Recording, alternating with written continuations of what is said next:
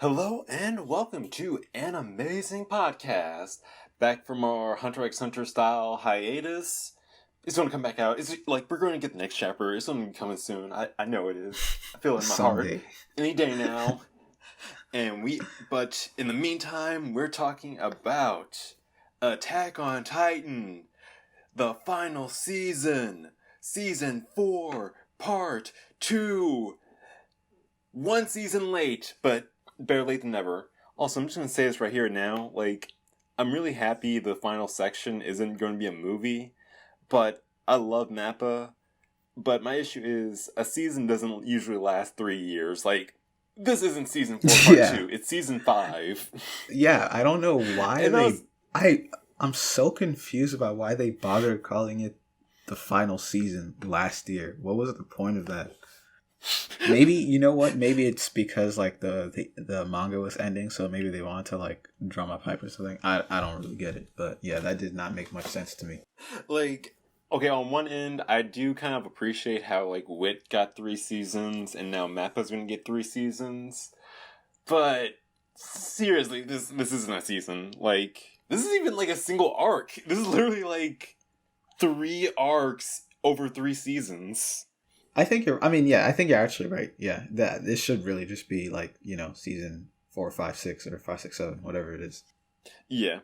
Put that aside, not gonna lie, really enjoying Mappa. I still can't decide who I like better. I think Studio Wit, if Mappa's a 8, I definitely think Studio Wit's a 10. But I definitely think stuff like Mappa does a way better job with the CG than Wit. I'm sorry, I love Wit, but Mappa kind of nails the CG. Wait, who did it this season? Mappa. Okay, alright, gotcha. Yeah. Yeah. I think Mappa, did it a lot better as well. I agree with you there. I do kind of wish, in terms of animation, the CG was a little bit smoother, but it adds more evidence to my belief that Attack on Titan is just the world's greatest mecha anime. Because it is a freaking mecha series. That's true. I don't care what people say. It's about angsty teenagers piloting giant human-shaped killing war weapons. This is a mecha series. They're just made out of meat. I really want you to interview Isayama one day because I know that no one else will ask that question. I don't think I have the guts to interview Isayama. Whenever I think of an interview with that guy, I just keep picturing that scene with Eren and Reiner in that little basement section. I can't get that out of my head. Especially apparently I heard a bunch of interviews where he's intimidated, where the voice actors say they were they were talking to him and they were just feeling intimidated being around him. Really? You know, respect to that though. Respect to that. That's. You would expect the person who wrote Attack on Titan to be like that. Kind of makes sense. Oh yeah, I was gonna say that it's funny because it's that Eren's final form is pretty much the world's biggest mecha. Yeah. Essentially, controlling a bunch of other smaller but also gigantic mechas. Right, but before we get there, let's sort of break down the season. So we have the conclusion to the whole Marley invasion, we have the midsection lull, and then we have the final battle where the main characters set out to finish off and defeat Eren. So, starting from the beginning, how'd you feel about that nice opening battle? I thought it was so much tension. I really liked it. My favorite moment in that was when Gabby sniped Eren. I was like, oh my god. Not once throughout the whole series have I been on Gabby's side, but every time she does something, I'm low-key still rooting for her because she's just she's cool, she's just so cool. Even while she's sniping off the head of the main character, I'm kind of rooting for her, Okay. That was hype. Okay, so this is a really unpopular opinion, but I have never hated Gabby. She was always Gabby is definitely one of my favorite characters, and despite the clear flaws and the clear things that people are rightfully annoyed with her about, I still really appreciate the character because I definitely think it works I will say it is really annoying in certain sections, and I feel you can't, like, I get that Isayama was trying to write it in a way where you did hate it, but I think there is a way to, like, write hateable characters where they're not, like, sort of insufferable. But I think, like, outside of that one mill section, I really enjoyed Gabby. I always had, like, a soft spot for, like, the brash, tomboyish characters who get shit done. And I just really like her. I love characters who have, like, strong arcs. And I saw this one YouTube comment that, like, blows my mind. Gabby never misses. Yeah, that's what I'm saying. Every single shot she takes, she gets shit done. She's like Shikamaru, you know? Like, she just... when she does, like, when she says she's gonna do something, she does it. Like, that's what I'm saying. I think she's a good character. I wouldn't go as far as you as saying I like her. I don't like her. But I think she's a great character, though, for sure. And I think it's, like, really cool that it's a character you can, you know, have a character that I hate so much, but, like, low-key, I have to respect her. Like, literally, like, when you think about it, sorry for cutting off. No, like, when ahead, you think about it, like, when, last season, when Eren started the invasion against the Marlians, right, during that speech, like, everyone, like, all these veteran, grown adults were just, like, so lost and confused, had no idea what to do. She is literally the one who, like, makes it onto one of their escape helicopters and kills one. Like, what? Yeah, that's crazy. You know, she probably had one of the biggest. She probably had one of the best kill death ratios of that entire military that day. Honestly, yeah. This, and actually, you know what? This reminds me of, like, one of the main reasons I hate her is because she killed Sasha, who's, like, my favorite character. So, yeah, I mean, up until now, I have a new favorite character. We'll get into that later. But, yeah, so, that's why I can't like her, but I do respect her. And you would give her better credit. She aimed for the head. She took Thanos' advice, and it still fucked up. Yeah. But I really enjoyed that. Like, that first, like, opening was really good, because it does something I like where the scale of the fight constantly shifts. It's not like how most, like, shonen series are, where it's just, like, the main character starts at 0 and they slowly start, like, getting to, like, the final, like, killing blow. It goes back and forth with, like, the Marley showing up to, like, Eren getting away. Like, it never feels like a one-sided fight, and that was really fun. Yeah, that's true. Yeah, you never really know who's gonna come out on top. And in fact, even, like, a lot of time when someone comes out on top, they still kind of, like, lose something, you know? Yeah. Yeah. How did you feel about the whole, like, resummoning Titans thing with Zeke's scream? I don't really have I don't have anything to say about it. Like, I think it makes sense that Zeke would do that. And yeah, and I'm honestly not really surprised that he was willing to sacrifice Falco. Really good scene. I appreciated the way, like, Mappa really, like, they really held onto that scene. They did a really nice job with the whole slow-mo, and I definitely feel like it's one of those moments where, like, there are advantages and disadvantages to both, like, the manga style and the anime, like, style / medium, and I think they really took all the strengths of, like, animation, even though it was, like, a slow-motion scene, and really flexed that moment out a lot. True, honestly, especially... Yeah, sorry. No, because I was just going to say, like, that's the one thing that kind of... The one, like, problem I have with reading manga is pacing gets off for me sometimes. Like, there are a lot of moments where I'm just, like, speed reading stuff, and it never really... Like, I'm absorbing information, but I'm not, like, absorbing the feeling of it. Yeah. But with anime, like, you're trapped in that moment. You're going along with, like, the pace of the creators. I think that's really such a high strength of the medium.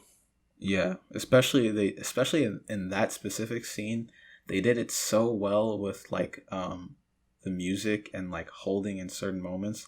I remember specifically when Pixis was about to transform and he was, like, drinking out of his cup, and, like, the music just peaked in that moment, and, like, you know, and it paused on him, and then it went black, and it was like, oh my god, you know. Props to Pixis. Like, man knew he was going to change, and man knew he was going to turn, and he was going to, like, go out doing the thing he loves, drinking. Yeah, that was really good.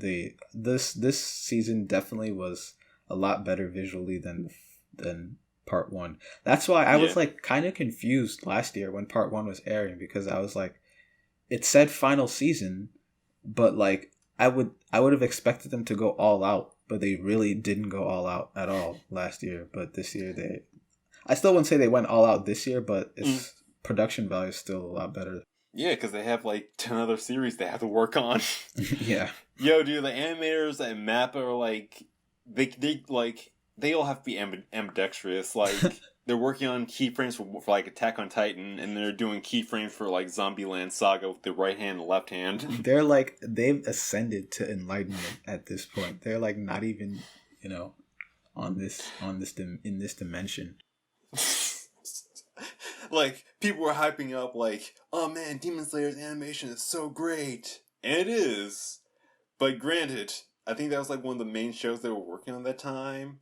Granted, they were using CG backgrounds. Give Mappa credit. Like, that was like fully hand-drawn backgrounds. And I'm pretty sure they were working on like 10 other shows simultaneously. I'm still trying, like, how did you feel about the start of the Rumbling? What do you mean? Like the way it looked, or just the event itself? Or rather, like, the moment where, like, Zeke touches, like, Eren's head and we go inside, like, the whole, like, past world. I think it was very... Okay, so I read this in the manga, and when I did, I was kind of confused about what was happening. So first thing I'll say is I think the anime cleared up a lot of things. Maybe it's just because of my second time going over it, but it made a lot more sense in the anime. Except I'm not really sure why why Eren was able to take control in the end. Like, I still don't really get that. I thought it was really cool though about like the whole time travel thing. And one thing I'll say is that it kind of felt like is Deus Ex Machina the right word, or like definitely an Aspel of some sort, like a shark jump. Yeah, like the fact that the Attack on Titan can see into the future and even affect the future is just like, it kind of just feels like it came out of nowhere. And I can say that honestly about a lot of the Titan powers in general, like especially the founding Titan's specific ability of being able to pretty much control all the children of Ymir. Yeah. And changing their memories. Like, that just feels like very obvious plot devices, which is fine. Like, that's fine, but like when at the very climax of the story you add in another one, it just it doesn't feel right to me. But yeah. One thing I will say, so I really did, because like I feel like you're 100% right about like the anime doing a much better job of sort of illustrating that moment. Because when I was reading the manga, I was just reading it as like, oh yeah, they're time traveling now, let's go. But when I like watched it again, it kind of makes a lot more sense where all of the Attack Titans can see like the future memories of see the memories of the future Titan holders. So it makes sense how like Eren was able to like influence the past because his father was seeing like Eren's memories of him traveling back in time for that moment. So that makes sense. Also, I feel bad for Eren's dad. How do you raise two genocidal maniacs in a row? To be fair, he's pretty much the cause for Zeke becoming the way he is. So I know, but still, like, damn, when you're a shit dad, they grow up genocidal. When you're a good dad, they still grow up genocidal. But I do kind of like, this kind of goes into like my biggest issue, like the whole ending of Attack on Titan, where again, unpopular opinion, but I don't have any. Are you gonna talk about something manga related? No, I'm just talking about like this moment right here, like Eren's like in-game plan of him just like saying like, all right, I'm just gonna like flatten the earth, turn it into like a parking lot. I think the fact that they introduced that the founding Titan can do all of this stuff hurts that a lot, because it feels like it opens the door to like multiple different options. Like, if you can like control like the anatomy to that much of a degree, you could just do stuff like shut down all the Titans, like the Marley had, or like make it so the Titan shifters don't die in like 13 years, so you can like constantly have like the rumbling available, or something like stuff like that. I feel like Isayama had an ending he really wanted to do, but I feel like they just didn't, like, he just didn't get to it the best way. It's weird because I know this whole story's intricately planned. So yeah, I think it's really just a matter of like build up, you know. It's probably something that he had in mind from the beginning, I'm sure, but it's just a matter of like how you introduce it and like not waiting till right when it's needed to introduce it, you know. Yeah. I think my other issue is I don't like how Isayama is trying to make Eren seem morally gray, air quotes. I feel like, because like they're trying to set this up as like, oh man, I have to do this. It's the only way. I'm so sorry. But if they just made Eren like the full-on villain and was just like, yeah, I want to get rid of all these people. I have a hate born for all of them. Let's just end their careers right now. I could get by that a lot easier than the way it is now. Yeah, I'm so confused about what's going on with Eren because I feel like it almost feels like it's just an unrealistic character because is there really anyone who would like just jump straight to that? Yeah. Like right away, like you don't want to try anything at all. Like would it even hurt? Like he has the Attack Titan for 4 more years, right? Would it hurt to like wait and see if peace talks could work before doing the rumbling? Like you still have 4 years left, you know?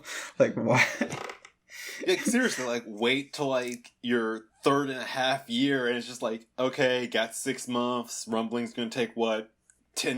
1 month. Let's go ahead and like, yep, we tried. We gave it all we got. Let's go. Yeah, it makes me wonder if like Isayama had like just a nihilistic view that he wanted to write into the story from the very beginning because like it seems like you could have put in a bit more effort into exploring the other options before going straight to like it feels like all of the plans like one is euthanizing, one is killing everyone except for, you know, the people on your island. It's just like there has to be some, you know, something you can do.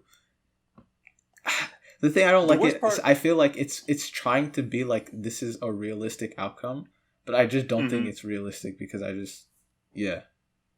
think it is. I feel like the biggest issue hurting it too is like people are offering decent ideas, like Armin's plan of just like leveraging like the resources of the island and just using the rumbling as a deterrent for people like to buy them time to like form decent relationships is a good plan. Yeah. Like seriously.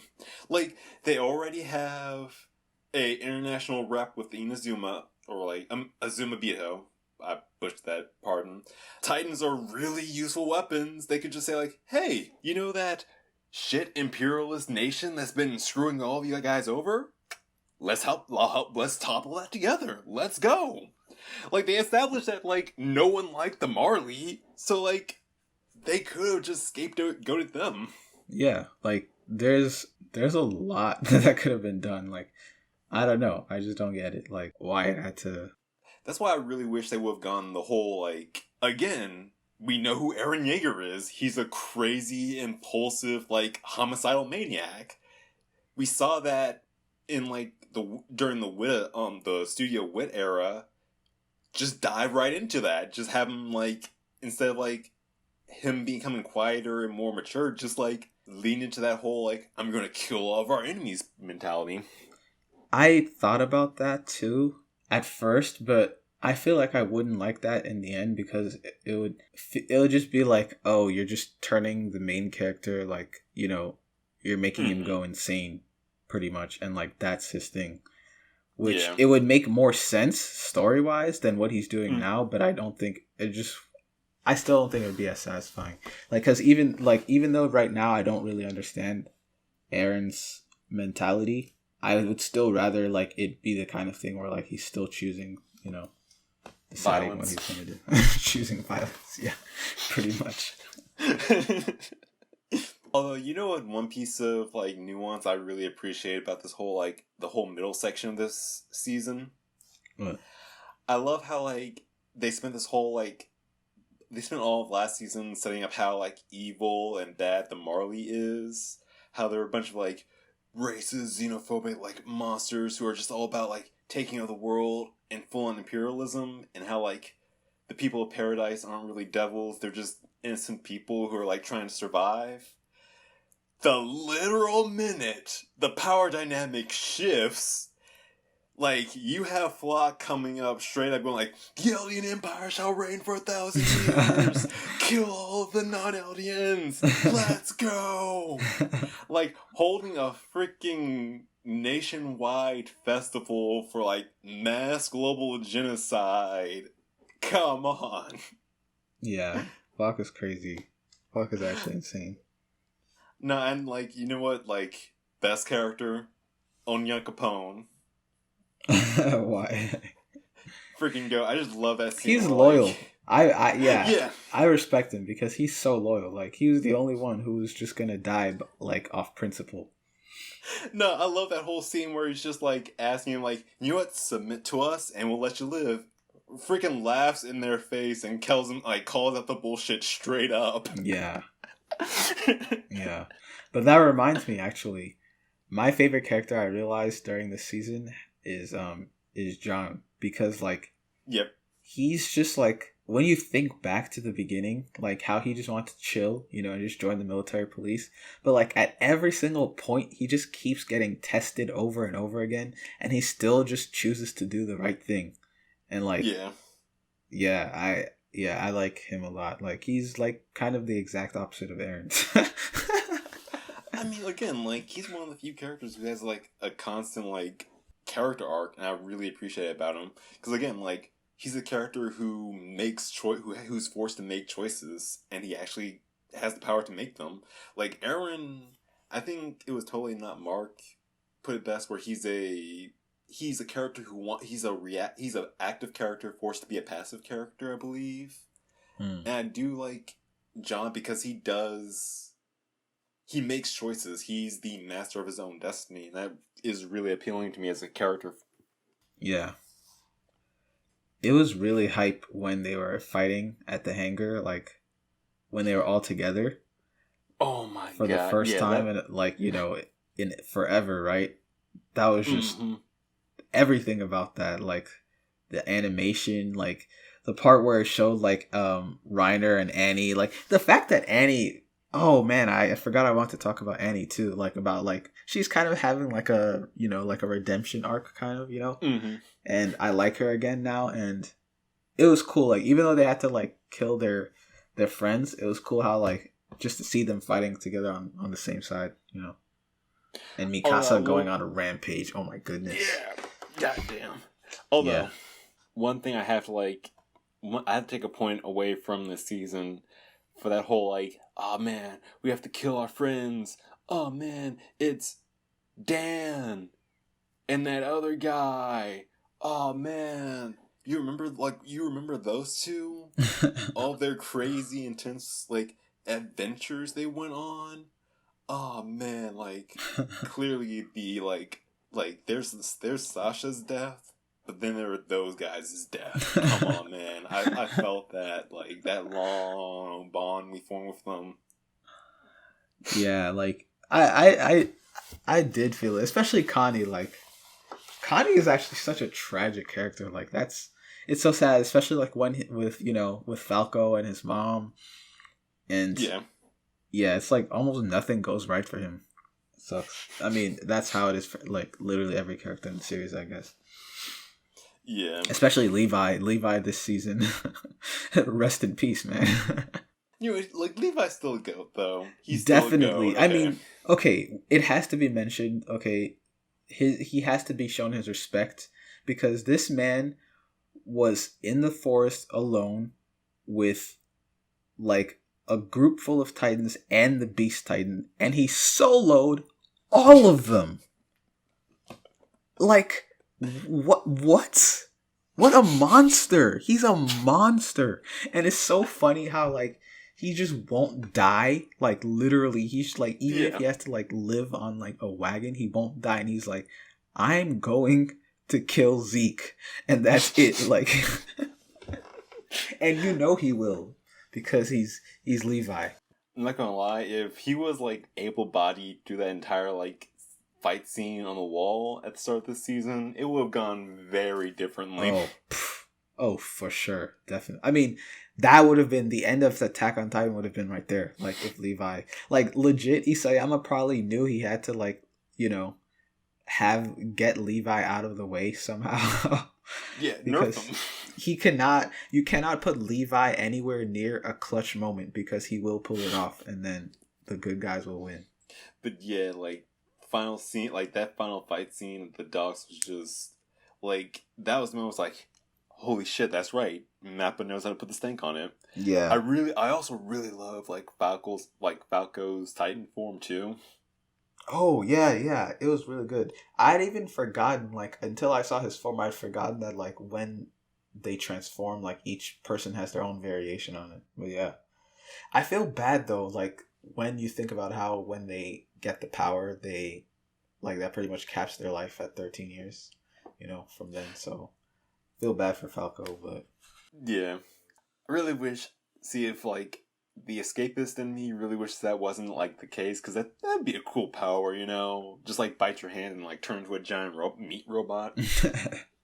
Yeah, definitely. How'd you feel about Flock's like final moment? I thought it was fitting, I guess. Like I wanted him to lose and he lost. Like I don't know. I don't care much for him. Like he's kind of annoying. He's really annoying. So yeah. Yeah, I was happy. I was satisfied when he died. See, I was happy he died. I was even happier that it was Gabby. Oh yeah, for sure. That's true. That's so true. Like I have such mixed feelings. Like, I would feel a lot like I would probably dislike Flock a lot less if he didn't go full Hitler the very second he gained power. Like okay? like calm down.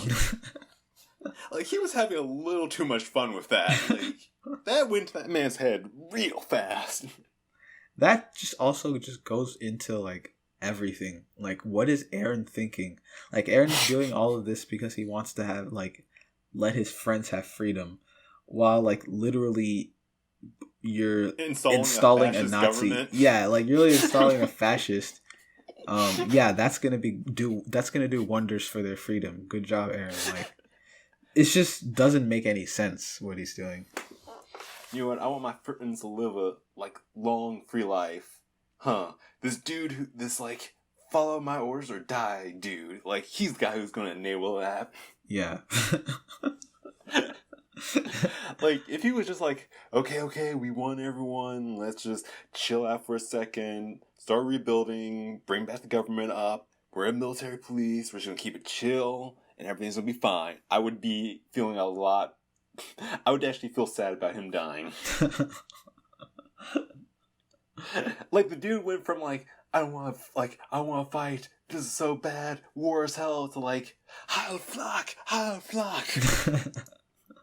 What did you think about that last flashback? I think it was the final episode, where they showed what it was like when they visited Liberio. And they made friends with all those foreign refugees.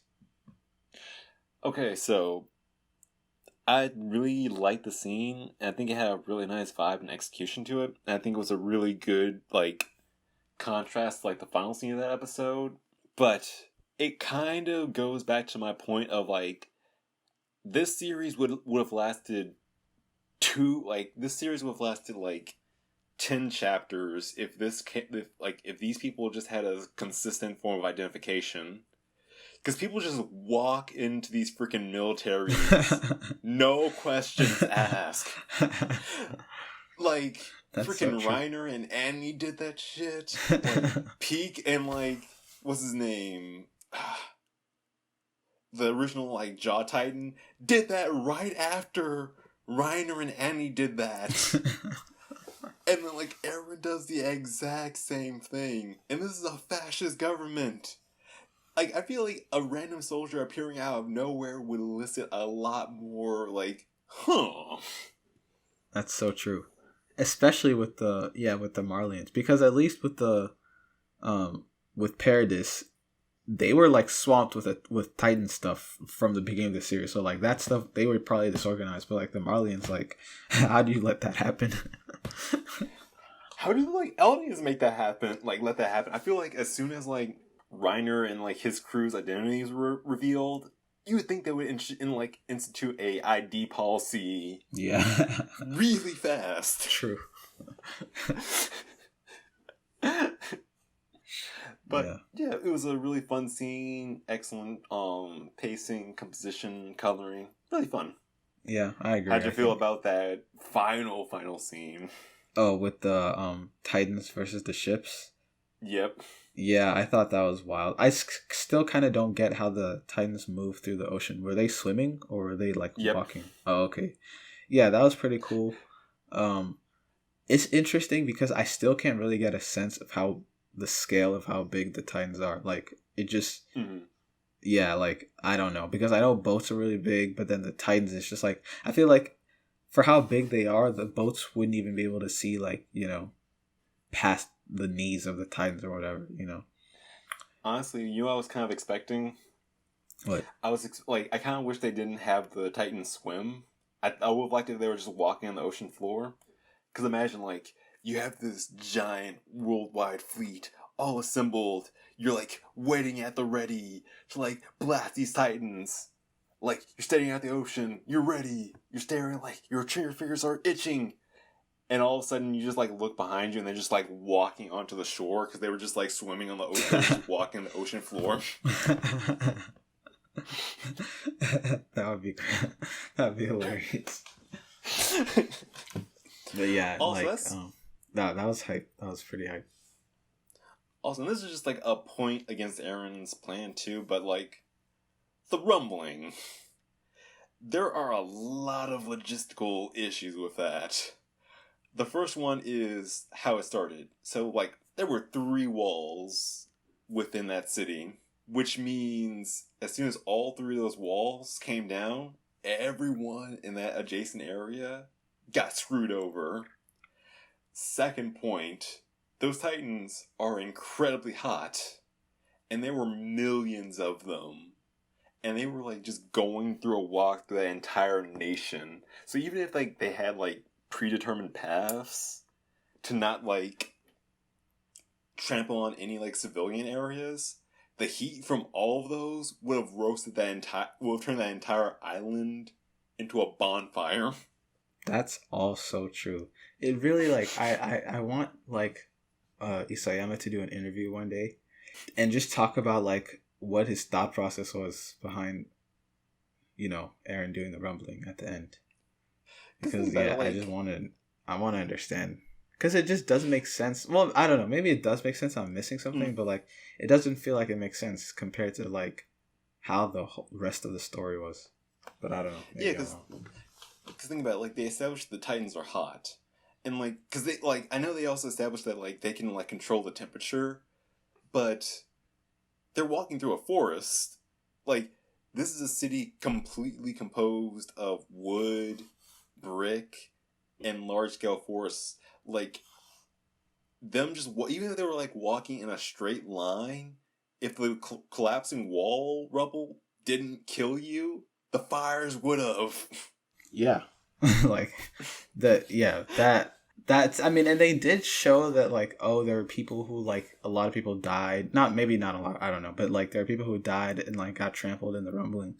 But yeah, you're right, it would have been a lot worse if like they actually made it realistic. I think like it would have been pretty much apocalyptic for the whole island. And again, like going back to the whole like Devils of Paradise thing, like a lot of your own people died and you're throwing a festival? Yeah. But yeah.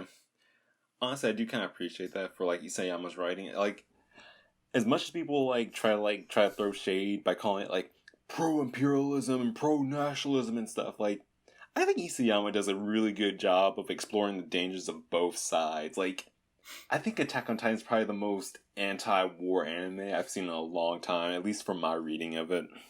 Yeah, I wouldn't even say both sides because I honestly don't even know what people mean when they say it's like pro imperialism or pro nationalism because like Mm-hmm. it shows it, but that doesn't mean it makes it look good. It makes it look terrible at every chance it gets. Like it just shows how it kills all these people and all that. Like yeah, I don't know, but yeah, I one thing I'll say is over time I would just respect authors more for just doing what they want. Mm-hmm. Because I know like there can just be pressure to have like cookie cutter stock endings and like just or have certain things happen to the characters and have characters do certain things like just because that's what your fans want. So yeah, I mean if that's the ending he wanted and he said he did, so I at least respect it on that level, or at least Heck, so far. you go like even with all that, you could even just like write an isekai. Yeah, true. Yeah. Anything else? No, I don't think so. Um, the season was How really would good. I liked it better than part one, and yeah, I guess I think did they say when part three is gonna come out? Is it later this year or next year? next year? Oh, okay, so I guess like I don't really care. Like it's fine. I don't mind waiting Mm, another year, but same. it's just weird to me how they kind of did like a fake out by calling it the final season. I don't get why they did that, but yeah, yeah. Yeah. How would you rate it? Let me think. This is kind of hard because I consistently overall probably would rate Attack on Titan a 10 up until last Mm, season. mm, Let me think. I really don't know because I think it's good. I mm. just don't like where it's going.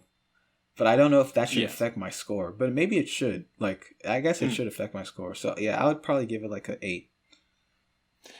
Same. Like for me, I definitely think Attack on Titan is a certified classic anime. And if you're like making a list of the animes you need to watch, I think it belongs right up there with like Death Note and like Full Metal Alchemist. Yeah, But definitely. I think the reason I have to give it an 8 is it does have those big character like big flaws that we just pointed out a lot.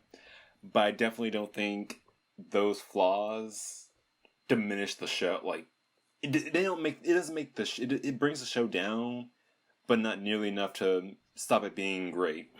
Yeah, I agree with that. I think it's Attack on Titan is goated.